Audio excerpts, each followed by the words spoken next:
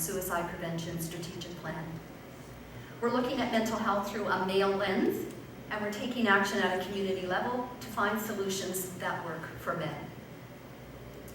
So why consider gender? Well, traditionally, the gender influences around masculinity, around stoicism, impacts the way men view their health. This tough it out mentality impacts the way men deal with tough times, and that puts them at risk for mental health issues and ultimately suicide risk.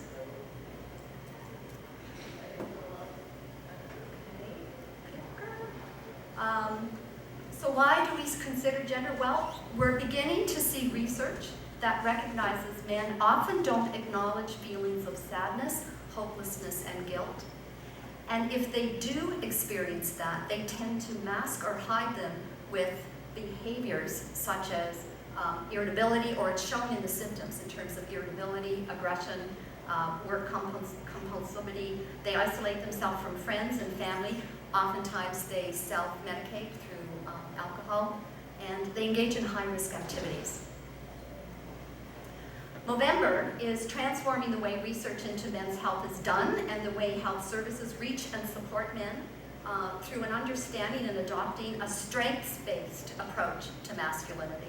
Understanding how men prefer to engage, which is helped by stealth. And what we mean by that is if you cultivate an environment that really engages men at the beginning, they actually will talk about their mental health. Okay. Another way that we say that, Alder, is the shoulder-to-shoulder approach. I think, Noah, you were saying the face-to-face isn't really, something that works for them. But if you get two guys together, in a hockey rink or going out to do something physical or something, they're more apt to talk about how they're doing shoulder-to-shoulder rather than sitting on face-to-face in a clinical environment. We are also looking at expertise in designing interventions that work for men through a gendered lens, and designing different interventions for different populations. And that's why we want to say to people, we have learned that if you go to where men are, you're probably going to be engaged them and come up with some really interesting ways of intervening and also improving their mental health. Go to where men's growth, that's actually what I said. I'm going to skip that one because we want to go to some of the cool stuff here. Okay, so we have priority areas, and we've identified priorities from a funding perspective.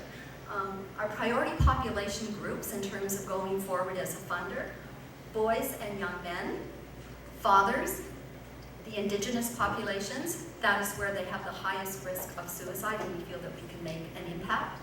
And we have two priority settings.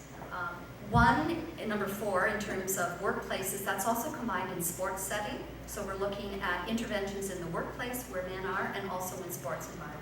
And the 5th priority setting is the format in which the intervention is going to be delivered, and that is online or through digital. Men are online. They prefer to have information on that. They actually also prefer sometimes to get the support in terms of online. Online and digital can mean anything. It could be a website, it could be an app, it could be resources, but those are the 5 priorities that you're going to see Movember moving forward in terms of our funding priorities. So if we put out funding calls and you would like to submit applications, these are the kinds of priorities that you probably want to put in your application. We also have health promotion. So what we've been doing is really taking some of the findings of those $23 million that we have funded and trying to find out what have we learned and can they be incorporated in health promotion messages. We deliver campaigns and resources messaging that lead to men staying mentally healthy and taking action early. We want to strengthen the community responses for men during tough times through our health promotion. And I wanted to give an example of health promotion specifically in terms of the suicide space. And this really speaks to research that may be outside your normal way of research, but from market research. And so the Suicide Prevention Day in 2016, that was the first time that Movember really jumped into a really aggressive public health campaign. That's September 10th. And what we did, it was called, you can go to our website if you want to see it, some of you may have seen it, but the campaign was Suicide Notes Talk Too Late. And so what we did with that one is that we had men with lived experience on sort of film, if you will, read suicide notes that they had read. And so what they would say would start with, "Dear Mom and Dad, I feel really awful. I'm so sorry. I love you. And then they would look up into the camera and they would say, I wrote that suicide note 5 years ago, or 10 years ago, or whatever. And so it was kind of like this, oh my goodness, you know, the strength-based that I mentioned was really showing, yes, it can be a horrible time, but these were men who showed resilience and recovery and pushed through that difficult time. And then they say the reason they were able to do that is because they talked about it. They went to someone and had a conversation. So that was our suicide prevention campaign in 2016. It was a global campaign. It was very aggressive for us to do. I know I was on the suicide response team. They were very responsible in risk management. We had resources. We were heavy with social media. We, you know, went on Facebook and all of these emails in 4 different time zones. So it was a lot in terms of dealing with that. So here's where the research comes in. From that information that we learned in 2016, we did a thematic analysis from everything that we learned from that to say, okay, what did we learn in terms of going forward now for the 2017 campaign, which we have just finished, and it was the entire month of September. And so what we learned from that is the men were telling us, you know, I actually did reach out and I did speak to someone, but no one was there or they didn't really listen to what I had to say. And so the most recent 2017 suicide prevention strategy was really catering to the men, to the people who support the men around them, the go-to people for the men. So again, if you go to our website, you will see it. We had health promotion messages. It's a 4-step process to have better conversations with men. And it really, really starts with saying, how are you doing, right? To listen effectively, there are resources there in terms of how to do that. Encourage action, whichever that might be. And it could be, you know, do you need to speak to someone? Do you need to go and talk to a doctor or a healthcare professional? And the other one is to follow up and to check in with them. So you can find out information on that. It was a social media campaign. I'm guessing it was really successful. I'm going to find out. We're just into October, but that will give you an example in terms of research and engaging men in the audiences. I'm running out of time, I hear, so I can't really tell you about knowledge mobilization. If I have a minute, I just wanted to share this current grant round that we have. It's called the Social Innovation. That's our most recent one that we started in 2015.